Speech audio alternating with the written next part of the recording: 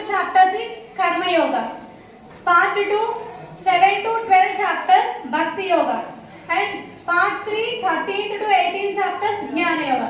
So భగవద్గీతని ఆచార్యులు ఒక విలువైన బంగారపు పెట్టెతో పోలుస్తున్నారు.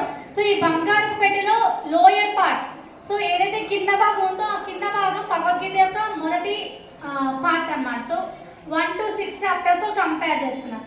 పై భాగం ఏదైతే ఉందో అది part 3 13th to 18 chapters.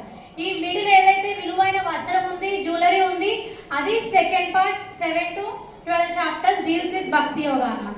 So భగవద్గీతలో మీరు ఫస్ట్ శ్లోకం నుంచి 700 శ్లోకాస్ వరకు ఎక్కడికి వెళ్ళినా సరే 5 టాపిక్స్ డిస్కస్ చేస్తుంది.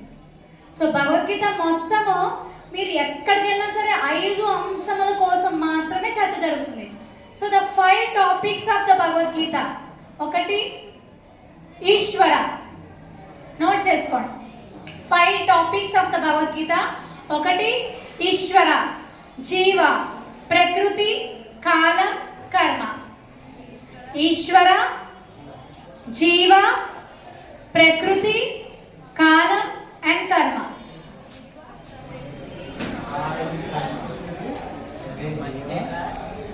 Five topics of Bhagavad Gita.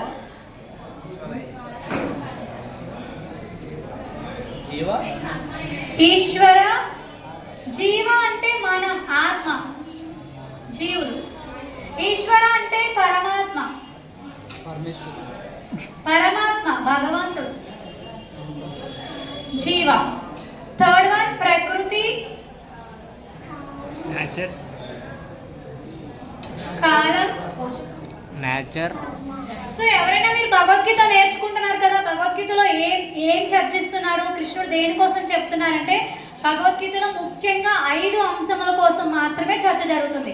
So మీరు ఫస్ట్ శ్లోకం నుండి 700 శ్లోకాస్ వరకు ఎక్కడికి వెళ్ళినా సరే ఈశ్వర, ఈశ్వర అంటే భగవంతుడు, పరమాత్మ, దేవాది దేవుడు.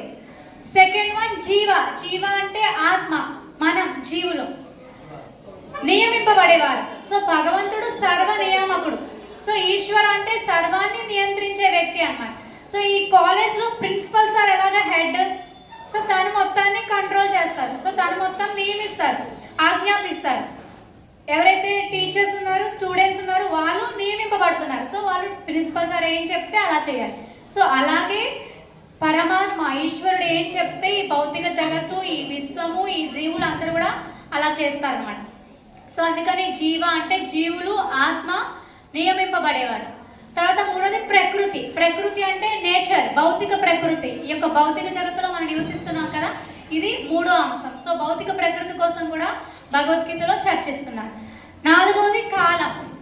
కాలం అంటే ఈ విశ్వము, ఈ భౌతిక జగత్తు ప్రదర్శితమయ్యేది కాల వ్యవధి అని. సో కాలం. కర్మ. కర్మ అంటే యాక్టివిటీ, మనం చేసే పనులు, అవి మంచైనా చెడైనా.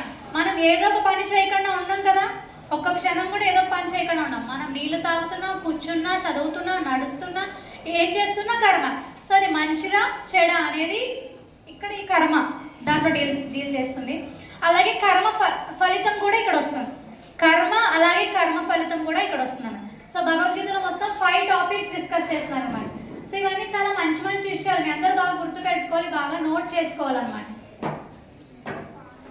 సో ఈ ఫస్ట్ శ్లోకంలో మనం ఏమనుకున్నాం, ఇప్పుడు ఫస్ట్ శ్లోకానికి వచ్చేద్దాము. సో ఇక్కడ ధృతరాష్ట్రుడు యొక్క మనోస్థితి తెలుసుకుందాం.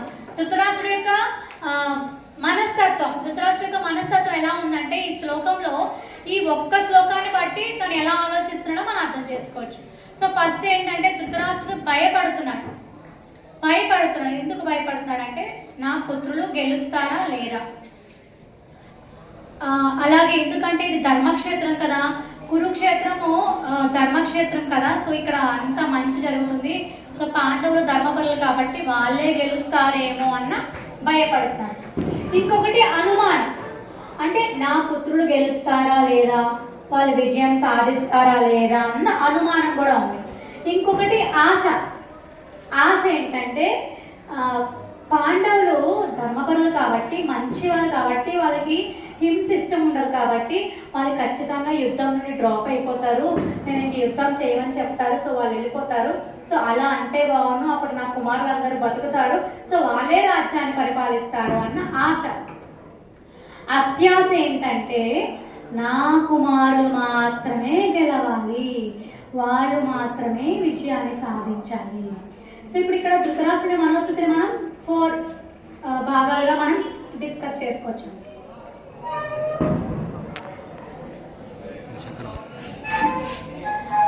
ధృతరాష్ట్రుడి యొక్క మనోస్థితి.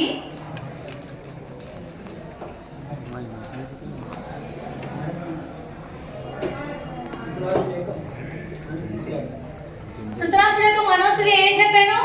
1 ఆశ, అత్యాశ, భయం, ఆశ, అత్యాశ, భయం, అనుమానం.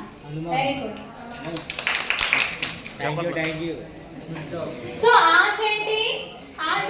సో పాండవులు ధర్మపరులు కాబట్టి వాళ్ళు యుద్ధం నుండి డ్రాప్ అయిపోతారు, వాళ్ళు యుద్ధం చేయరు.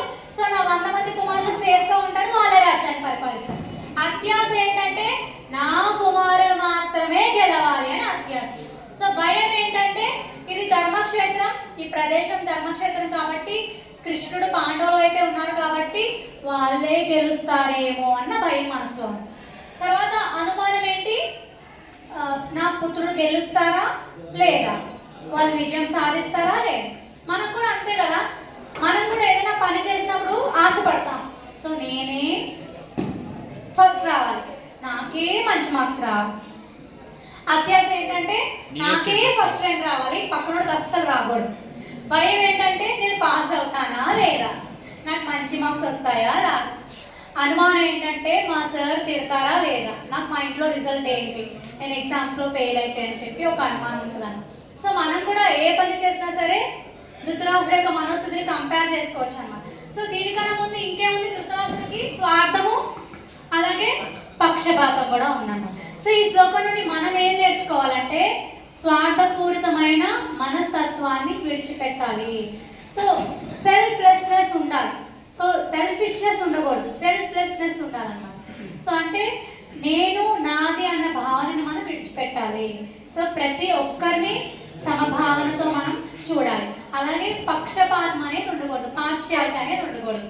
సో చూడండి, ఇంట్లోని పేరెంట్స్ ఉంటారు, పేరెంట్స్ కూడా పిల్లలందరూ చాలా ఇష్టం, పిల్లలందరూ సమానంగా చూస్తారు. కానీ చిన్న పిల్లవాడంటే ఇంకా ఎక్కువ ప్రేమ, అంతేనా? చిన్నోడు కదా అడిగి ఇచ్చేయండి అంటారు, అంతేనా? చిన్నోడు కదా అడిగి ఇచ్చేయండి అని వదిలేయండి అంటారు. సో వాళ్ళు కూడా కొంచెం పార్షియాలిటీ చూపిస్తారు అన్నమాట. సో అప్పుడు పెద్దోడు ఏం చేస్తాడు? బాధపడతాడు. సో చిన్నప్పటి నుండి అన్ని చిన్నవాళ్ళకే చిన్నవాళ్ళకే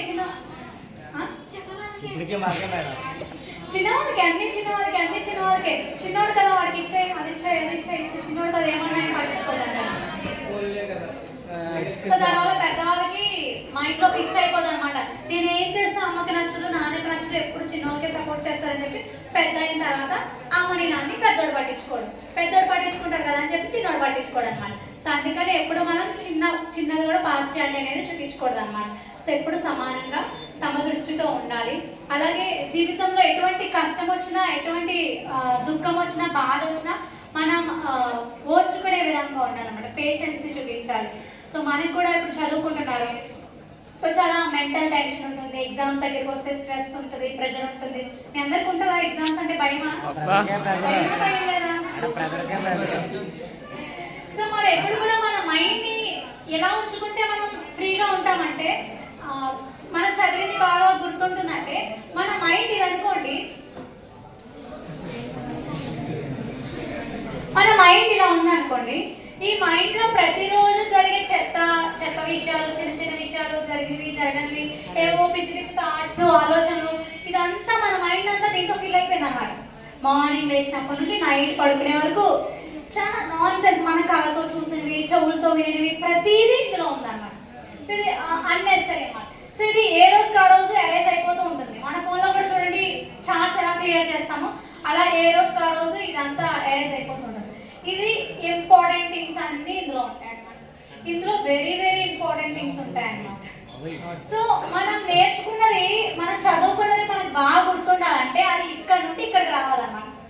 సో ఈ ప్లేస్ నుంచి ఈ ప్లేస్కి వస్తే మనం చదువుకున్నది బాగా గుర్తుండిపోతుంది అన్నమాట. సో దానికోసం ఏం చేయాలంటే మనం ఈ పార్ట్ అంతటిని ఎప్పటికప్పుడు క్లియర్ గా ఉంచుకోవాలి, ఫ్రెష్ గా ఉంచుకోవాలన్నమాట, అరేంజ్ చేసుకుంటూ ఉండాలి. అదే ఎలా అంటే హరే కృష్ణ కృష్ణ కృష్ణ హరే హరే, హరే రామ రామ రామ హరే హరే. దీనే మంత్ర మెడిటేషన్ అంటారు, జప మెడిటేషన్ అంటారు. సో ఇది ఈ మెడిటేషన్ చేయడం వల్ల మనం ఏదైతే చెప్తున్నామో నోటితో అది వింటాం.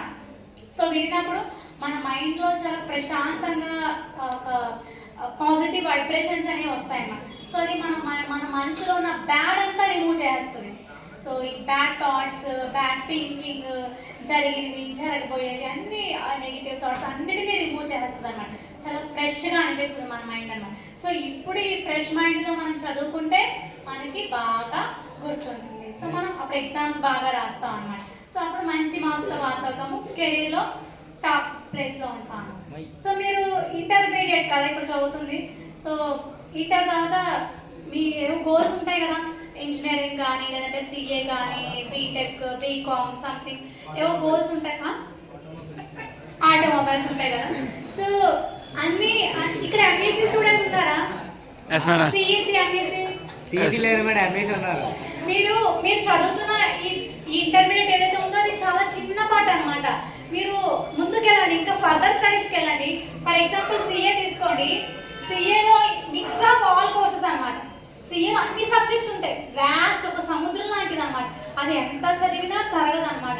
సో అన్ని సబ్జెక్ట్స్ వాళ్ళు చదవాలంటే వాళ్ళ మైండ్ ఎంత యాక్టివ్గా ఉండాలో చెప్పండి. నేను కూడా సిఏ స్టూడెంట్నే కదా. సో అందుకని నేను చదువుకునేటప్పుడు ప్రతిరోజు ఖచ్చితంగా ఒక half an hour Mantra meditation చేసేదాన్ని అనమాట.